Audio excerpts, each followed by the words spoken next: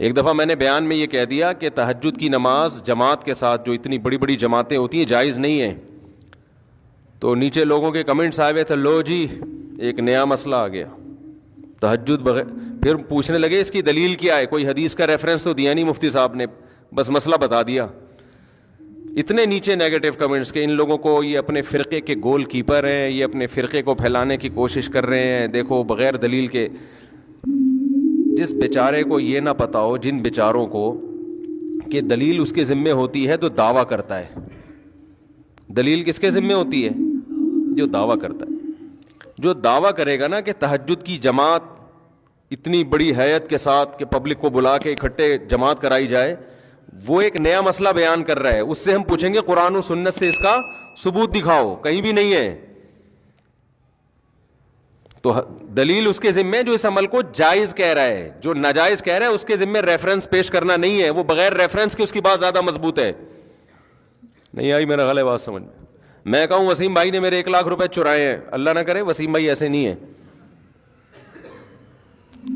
وسیم بھائی کہہ رہے ہیں میں نے کوئی نہیں لیے, کورٹ میں کیس گیا, میں کہہ رہا ہوں وسیم نے لیے ہیں. عدالت, وسیم کہہ رہے ہیں میں نے نہیں لیے. عدالت مجھ سے کہتی ہے گواہ پیش کرو, دلیل دو, اس نے لیے. میں کہتا ہوں دلیل یہ دے گا کہ اس نے نہیں لیے. بولو نا کیا ہو گیا؟ یہ کوئی عقل مندی کی بات ہوگی؟ میں بولوں گا کہ اس نے لیے ہیں, وہ کہے گا میں نے نہیں لیے. عدالت کہتی ہے مجھے کہ گواہ پیش کرو کہ اس نے چوری کی ہیں, تمہیں کوئی کیمرہ دکھاؤ, کوئی دلیل دو. میں کہوں یہ دعویٰ کر رہا ہے کہ اس نے نہیں لیے, یہ دلیل پیش کرے گا. یہ عدالت کہے گی بھائی پہلے اپنی کھوپڑی کا علاج کراؤ. تو قرآن و سنت کے ساتھ جو ہے نا, جو آج کل نئے نئے اسکالر آ رہے ہیں, انہوں نے اسی طرح تختہ مشق بنایا ہوا قرآن و سنت کو. انتہائی فضول بات ہے کہ قضائے عمری پہ دلیل مانگیں کہ نمازیں جب 10 سال کی اکٹھی ہو جائیں تو دلیل دو کہ یہ پڑھنا ضروری ہے. یہ ایسا ہی حماقت ہے کہ جیسے میں کہوں وسیم نے مجھ سے 1 لاکھ روپے لیے, وہ کہہ رہے نہیں لیے. میں کہہ رہا ہوں دلیل دے کے نہیں لیے. نماز ذمے سے ساقط نہیں ہوتی جب تک قضا نہیں پڑھو گے آپ, اور توبہ بھی اور قضا بھی. تو دلیل اس کے ذمے جو کہے کہ 10 سال جب اکٹھی ہو جائیں تو بغیر توبہ بغیر قضا کے معاف ہو جاتی ہیں. وہ دعویٰ کر رہا ہے, وہ نماز آپ کے ذمے سے ساقط کر رہا ہے جو اللہ نے فرض کی ہے. اس ساقط کرنے کی کیا دلیل ہے؟ آپ کوئی ایک ضعیف حدیث بھی پیش کر دو. سمجھ میں نہیں آ رہی میرا خیال ہے بات. اتنا اسلام کا بھاری بھرکم حکم, جس سے بڑا اسلام میں کوئی حکم ہی نہیں ہے. 10 20 سال ہو گئے پیتے رہے, نماز ہی گول کر دی. اب جب توبہ کی توفیق ملی ہے تو دین اللہ احق ان یقضی, حدیث میں آتا ہے اللہ کا قرضہ اس بات کے زیادہ لائق ہے کہ وہ ادا کیا جائے.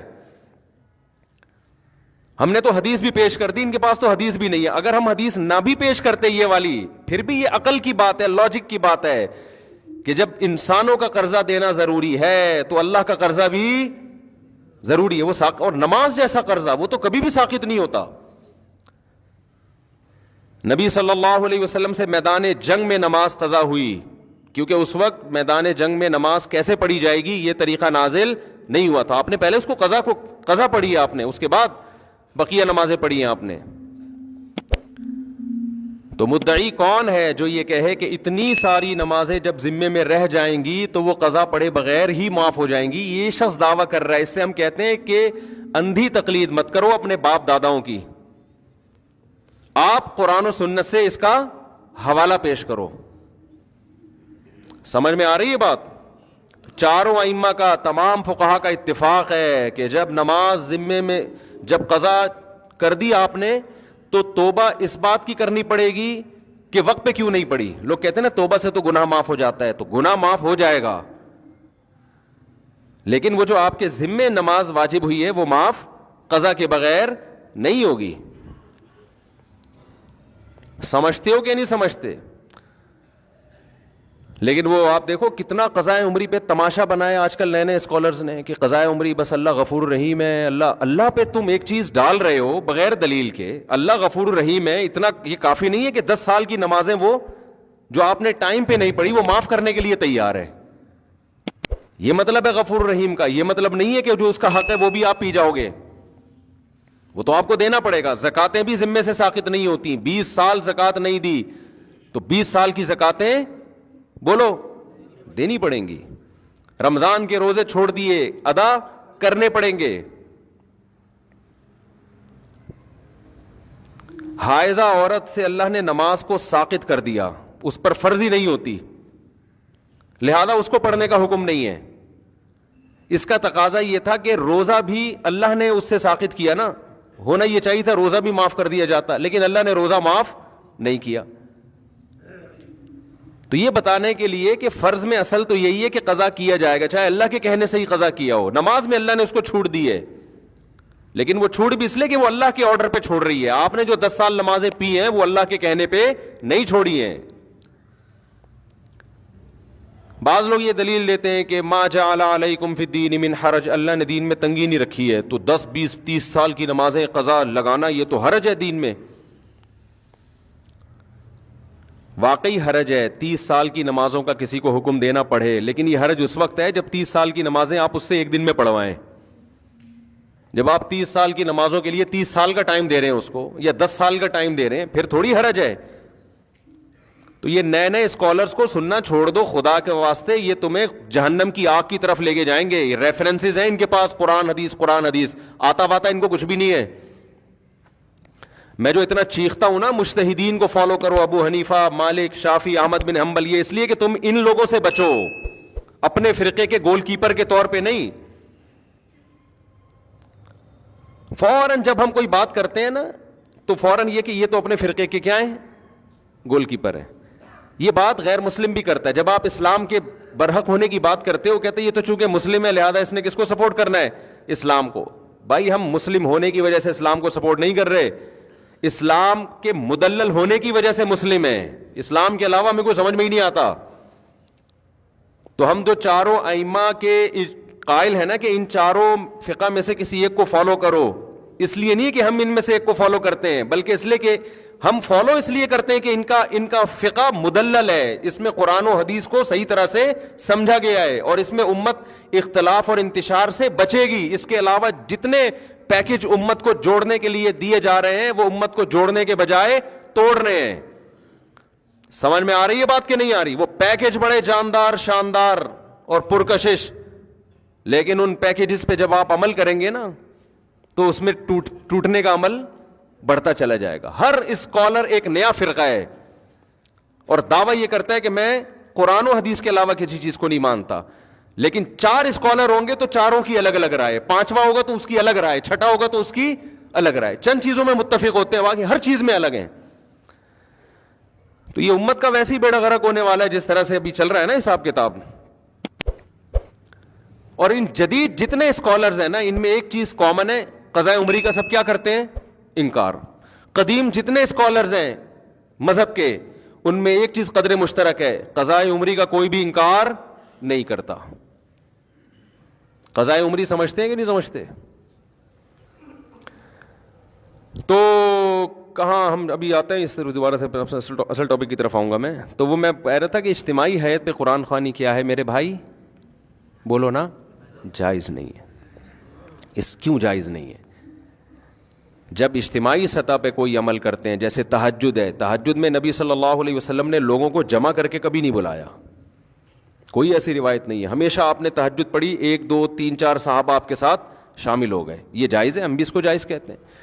امام ابو حنیفہ کو چونکہ قرآن و سنت بہت اچھی طرح سے آتا تھا لہذا اس عمل کو امام حنیفہ جائز کہتے ہیں. بھائی اتفاقی طور پر کوئی تہجد کے لیے کھڑا ہوا ہے، 2 4 آدمی اس کے پیچھے آ جائیں، اعلان کر کے کہ فلاں اتنے بج کے اتنے منٹ پہ ہمارے یہاں تہجد کی نماز ہوگی، تمام حضرات تشریف لے آئیں. اس کا ثبوت ہمیں قرآن و سنت میں نہیں ملتا، صرف رمضان میں حضرت عمر کے عمل سے ملتا ہے، تراویح جس کو کہا جاتا ہے، اس لیے اس کو نام بھی الگ دیا گیا.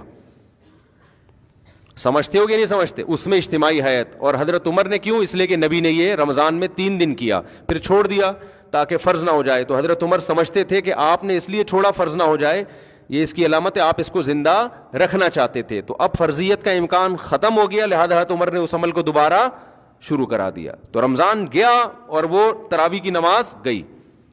اس میں قیام اللیل کا بھی ہمیں ثبوت نہیں ملتا کہ الگ سے پھر رات کو آپ اجتماعی حیت پہ نماز پڑھی جائے. حیائی کو کنٹرول کرنے کے لیے چند کام کریں آپ. پہلے تو بتاؤ اس کو کنٹرول کرنا ہے کہ نہیں کرنا؟ سب سے پہلی بات, یوٹیوب پہ کوئی بھی بے حیائی والی ویڈیو کو پروموٹ کر رہا ہے, اپنی بیوی کو بے پردہ ہو, میں یہ نہیں کہہ رہا کوئی بیچاری شریف عورت اسکارف میں آ رہی ہے آپ اس پہ بھی طنز کرنا شروع کر دیں, جو بھی اپنی بیوی کو اپنی بہنوں کو کی بےہودہ ویڈیو بنا بنا کے یوٹیوب پہ ڈال رہا ہے, آپ اس پہ نیگیٹو کمنٹس کرو. بعض لوگ تھوڑی سی غیرت ہوتی ہے ان میں, کوئی ان کو تھوڑا سا شرم دلانے والا ہو تو ان کو توبہ کی توفیق مل جاتی ہے. جو بالکل ہی غیرت لیس ہیں وہ تو گالیوں سے اور خوش ہوتے ہیں. ان کو تھوڑے سے تنبیہ کرو ان کو, بھئی آپ کیا کر رہے ہو, یہ اچھا کام نہیں ہے.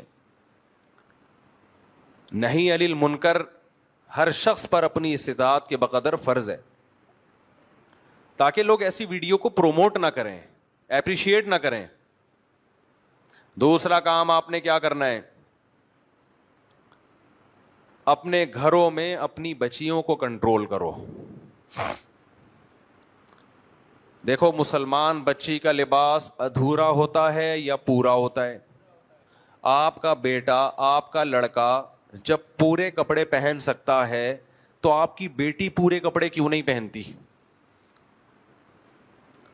فوراً لوگ باتیں کرنا شروع کر دیتے ہیں, اتنی سی بچی کو شریعت کے حکام کا پابند بنا رہے ہو, ابھی تو بچی ہے. اتنی سی بچی کو استنجے کا طریقہ سکھاتے ہو کہ نہیں سکھاتے؟ واش روم میں کیسے جانا ہے, کیسے یوز کرنا ہے, کیسے پانی یوز کرنا ہے سکھاتے ہو کہ نہیں سکھاتے؟ یا یہ کہتے ہو ابھی تو بچی ہے, بڑے ہو کے سیکھ لے گی؟ بھائی ایک دفعہ گندگی جب عادت پڑ گئی اس کو گندگی کی تو بڑے ہو کر پھر وہ گندگی سے توبہ نہیں کرے گی. ڈاکٹر ذاکر نائک سے ایک ہندو نے سوال کیا کہ ہم اپنے بچوں کو اس لیے بتوں کے سامنے جھکنے دیتے ہیں کہ تاکہ ان کے دماغ میں خدا کا تصور رہے, جب بڑے ہوں گے تو خود ہی سمجھ جائیں گے. ڈاکٹر صاحب نے بڑا اچھا جواب دیا کہ آپ بچے کو ابھی سے پتھروں کے سامنے جھکنا سکھا رہے ہو تو بڑے ہو کر پھر انہی کے سامنے جھکے گا. وہ